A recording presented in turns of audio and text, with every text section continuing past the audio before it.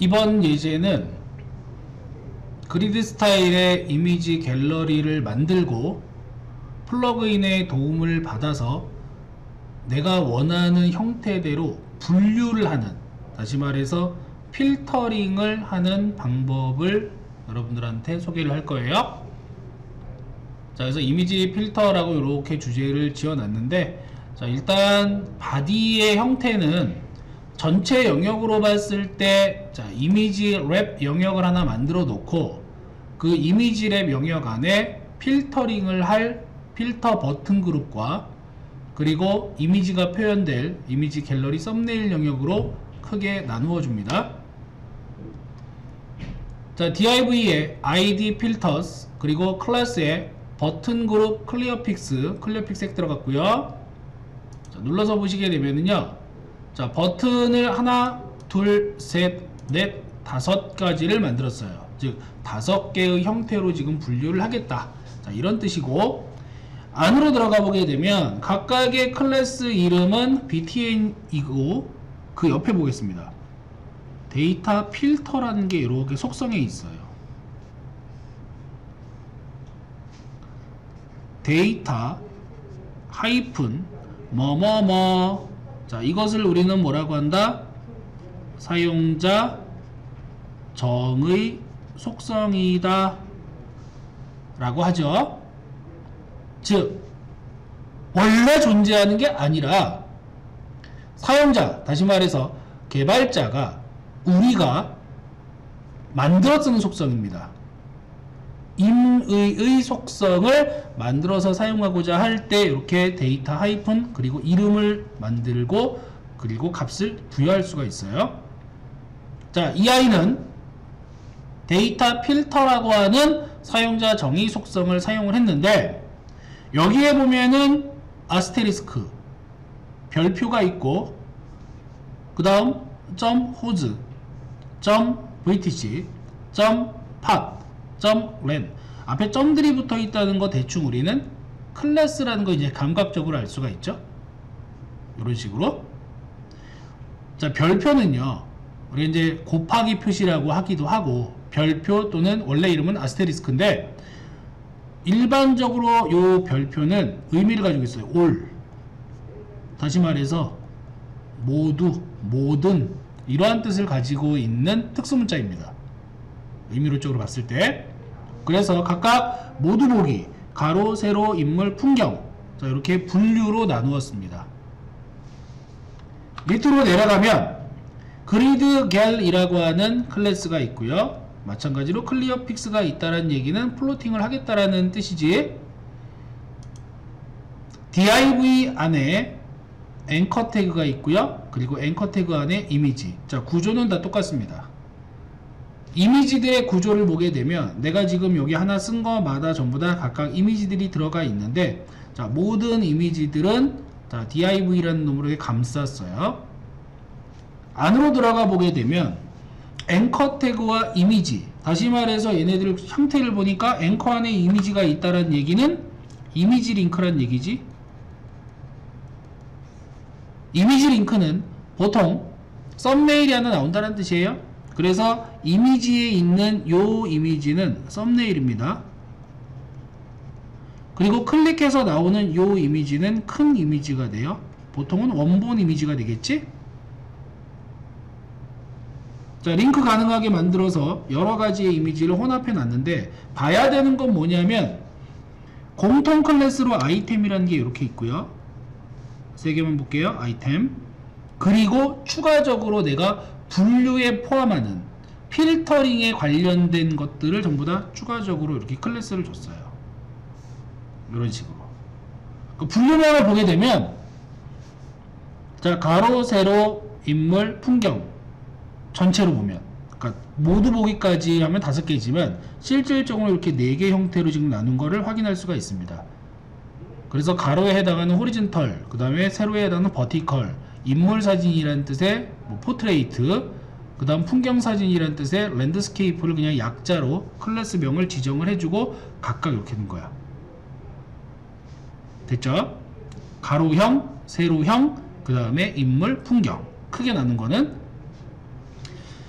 보면은 클래스가 지금 멀티 클래스로 작성이 되어 있다는 것을 확인할 수가 있어요. 그죠? 이렇게 만들어 놓고 나서 자, 이제 CSS 쪽으로 올라갈게요. 스타일을 보게 되면 모든 선택자에 대해서 일단 마진과 패딩을 그냥 빵빵 이렇게 놨고요. btn 클래스에 대해서는 디스플레이 인라인 블럭에 내부 여백은 위아래 0.5em, 1em. 자, em 단위를 썼으니까 항상 이 em 단위가 나오면 부모 자식 관계를 굉장히 잘 따져야 된다 그랬죠. 기본 글자 크기의 절반과 기본 글자 크기만큼. 보더는 일단 넌 없앴고요. 배경 색상은 파란색의 글자 색깔은 흰색. 커서 포인터 두어서 손가락이 나오도록 처리를 한 겁니다. btn 클래스에 마우스 커서가 올라가면 자, 여기 색깔 보이죠? 연하게. 그리고 btn에 on. 자, on 클래스가 들어간대. 클래스 앞에 태그가 이렇게 나오거나 누가 나오면은 보통은 뭐 우리가 뭘로 처리해요? 스크립트로 처리하겠죠, 그죠? 배경색은 진한 파란색. 버튼 그룹은 마진 30픽셀 여백을 줬고요. 버튼 그룹 안에 있는 btn 클래스에 대해서는 플롯 레프트 플로팅을 주었고 마진 라이트 1픽셀의 여백을 추가로 줬습니다. 그리드 갤러리는 테두리 1픽셀 솔리드 888 저기 테두리가 지금 만들어져 있는 상태고요. 각각의 아이템 공통이죠.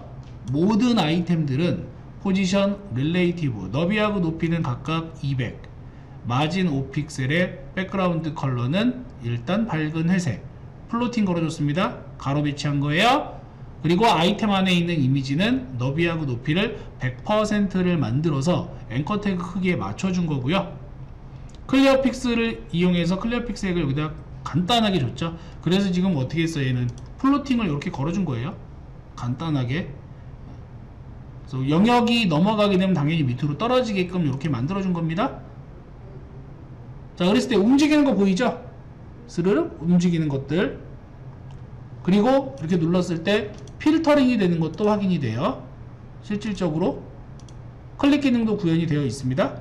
자, 이것을 사용하기 위해서 jQuery와 마이그레이션 코드 뿐만 아니라 자, 하나의 플러그인이 더 있어요. 여기 보시게 되면은요, jQuery 아이소톱이라고 해서 이건 메이슨리랑 결합되어져 있는 형태예요. 보시면은 자, 아이소톱 패키지라는 JS입니다. 그러니까 이 안에 메이슨리가 추가되어 있어요. 같이 동일하게. 그러니까 메이슨리를 따로 가져올 필요가 없는 거야. 같이 되어 있기 때문에. 자, 플러그인을 가져온 후에 자, 이제 만들어 보겠습니다. 달러 그리드는 선택자 그리드 갤러리 클래스에 대해서 호출은 뭐예요? 아이소톱을 호출합니다. 아이소톱을 호출합니다. 호출할 때 아이템 셀렉터 콜론 아이템이라고 되어 있죠. 자, 여기 보면은 누구를 필터링을 할 것인가, 어떤 아이들을 필터링 할 것인가. 필터링 개체는 클래스 아이템이에요. HTML 바디 쪽을 내려가 보게 되면은 자, 바디 구조를 보세요. 그리드 갤러리라고 하는 그리드 갤 클래스 안쪽에 각각의 영역을 아이템이라는 이름으로 다 설정해 놨습니다. 공통적으로. 그 공통적으로 설정해 놓은 걸 여기서 쓰는 거예요. 그러니까 바깥쪽 여백, 바깥쪽 영역, 그 안에 있는 안쪽 영역. 그리고 id 필터스에 대해서 .on. 자, on 이벤트죠. 클릭 그리고 버튼. 자, 클릭 이벤트가 발생을 합니다. 클릭 이벤트가 펑션 나와 있는데 바 뒤에 f는 this 나왔으니까 자, this는 누구요? this 필터 얘기하는 거죠. 가장 가까운 펑션의 객체. 그리고 attr 속성을 가져와요. 무슨 속성? 데이터 필터라는 사용자 정의 속성. 사용자 정의 속성인 데이터 필터의 값을 가져와서 어디에다가 자, df에 저장을 해줍니다. 그럼 여기에 아까 있던 값이 뭐가 있었어? 아스테리스크 있었고요.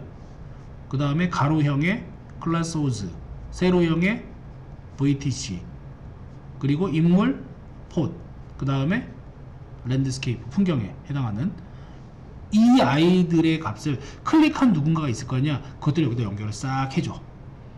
그리고 그리드에 대해서 아이디 그리드에 대해서 아이소톱 필터 df. 자, 필터링을 하는데 뭐 df는 요런 값들이죠. 이 값들에 대해서 필터링을 적용하세요 라는 뜻이에요. 그래서 필터링을 할 때 이렇게 써줍니다. 버튼 연결은.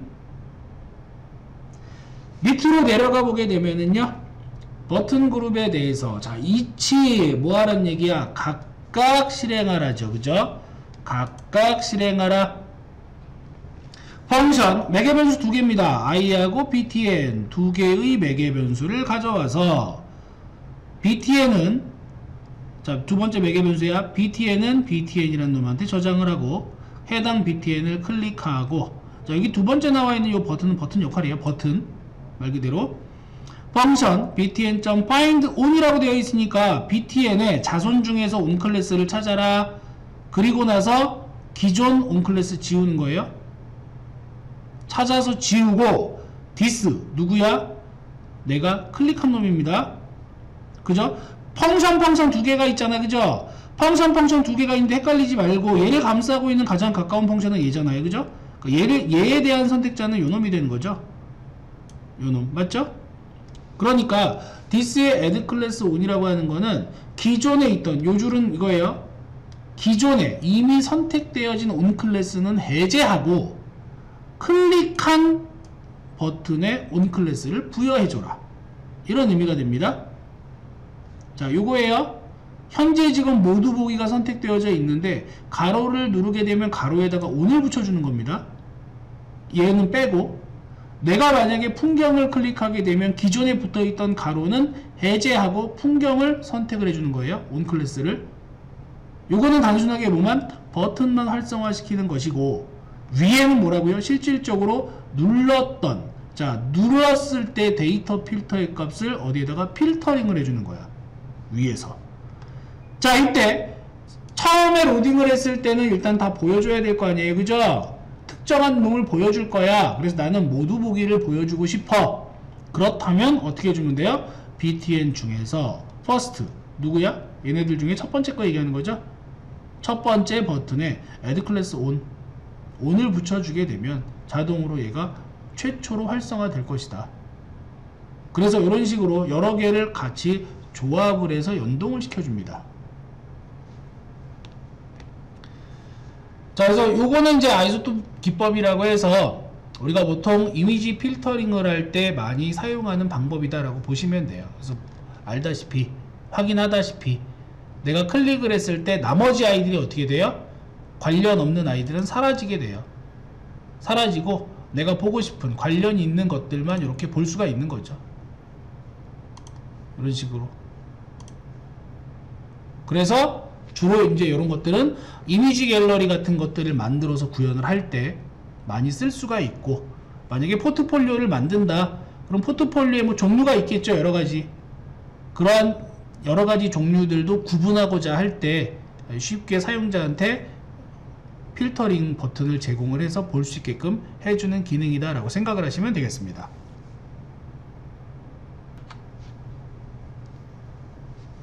자, 조금 전에 필터링을 했습니다. 그러면 이제 필터링에서 썸네일 이미지가 나왔는데요. 자, 여기에다가 이제 뭘 같이 추가를 할 거냐. 내가 이미지를 클릭을 하게 되면, 자, 이미지가 이렇게 꽉 차게, 원본 사이즈로 크게, 즉 라이트 박스까지 한번 같이 구현을 해보면 어떨까? 요거예요. 라이트 박스도 한번 구현해보면 어떨까?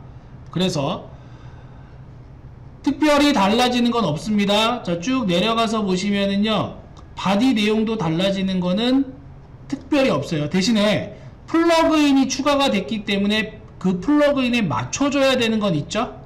자, 그러면 무엇이 바뀌고 무엇을 맞췄는가 한번 보자고요. 위로 올라가서, 자, 쭉 올라가서 스타일은 똑같으니까 가고, 아이소톱 메이슨리가 이렇게 있고요. 그리고 기본 펑션에 보면은 그냥 바로바로 쭉쭉쭉 연결이 되어져 있어요. 그죠? 얘도 똑같아요. 근데 아래쪽에 라이트박스 플러그인을 추가했습니다. 물론 얘는 위에 올라가도 돼요. 위로 올라가서 요 자리에다 놔도 돼. 요 사이에다가. 네, 상관없습니다. 자, 라이트 박스를 가져왔으니까 이제 라이트 박스에 맞는 규칙을 써야 되겠지. 그쵸? 물론 라이트 박스에 관련된 옵션을 설정을 해야 된다면 추가적으로 어디에다가 이 위에다가 세팅을 해줘야 되겠죠? 호출해야 되니까. 그죠? 하지만 그냥 간단하게 기본 라이트 박스는 바로바로 뭐만 이용하면 데이터 라이트 박스를 이용하면 바로바로 우리가 만들 수가 있다란 말이야. 그래서 각각의 이미지 갤러리에 잘 보면은요, 자, 뭐가 붙어 있어? 앵커 태그 뒤에 데이터 라이트 박스가 붙어 있습니다. 요렇게. 그죠? 이걸 가지고 이제 그룹만 잘 만들어주면 돼요. 물론 이때는 공통적인 그룹이 있는 애들만, 라이트 박스가 지정이 되어서 보여지는 거는 공통 그룹만 보이겠죠. 그래서 갤러리 1, 뭐 2, 뭐 1, 1, 2, 2 이런 식으로. 그러니까 따로따로 되어 있는 경우에, 클래스가 하나인 경우에 굉장히 유용한 방법인데, 하나만 딸랑 있다면은 뭐 그 애들은 안 보일 거고, 그 다음에 연속되어진 그룹핑이 되어 있다라고 한다면은 얘들 같이 볼 수 있겠죠. 묶어서. 그래서 다른 건 없어요. 옵션이 필요하면 어디에다가 넣으면 돼? 우리가 지금 만들고 있는 수동으로 만들었던, 자, 이 펑션 안에다가 작성을 하면 됩니다. 그래야지만 충돌이 안 일어나요. 특히 어떤 경우 2개 이상의 플러그인을 가져다가 쓰는 경우에, 지금 여기 하나, 둘 갖다 쓰고 있죠? 이럴 경우에 조심해야 되는 거는 호환되는 jQuery 버전을 확인을 해서 그 버전으로 통일을 해야 됩니다.